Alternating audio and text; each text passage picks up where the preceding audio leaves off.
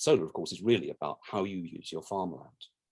Well, the land is already converting energy into something for human beings to use, converts it into the very useful form of food, which is energy for us. There is no good argument for taking excellent farmland, producing energy for human beings, and turning it into third-rate energy generators for the electricity system. That is a bad use of land. It's a serious error. And at the moment, our farmland is under a lot of pressure anyway. We're losing about 100,000 acres a year to non-farming purposes. And the solar rush is enormous. You know, there's about 1,000 acres a month going into the planning system at the moment, much of it very decent land, actually, which should be producing food. Now, population in the UK is growing, and in a couple of decades, we'll have lost a great deal of land to these various industrial uses, and we'll be as much as 50% dependent on imports for food. When a planning application comes into the system for a local authority, decision makers, planning officers, councillors may feel that they just have to resign themselves to this is necessary, when really they should be challenging it.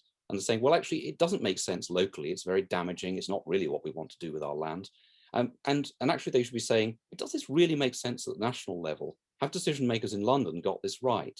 And of course, many engineers and physicists, living in the local population, will know perfectly well that they haven't got it right in London. This is actually a wrong turning, and we're going to have to correct it.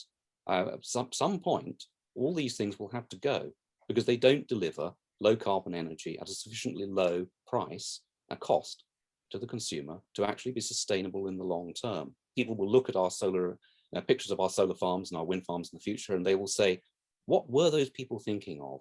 Didn't they understand the physics? Well, to a degree, I'm afraid a lot of people don't. And there's a great deal of money to be made out of the fact that politicians have made a mistake and have directed subsidy towards this sector. 10 billion a year, actually, not all of it on solar, of course, but a great deal of it.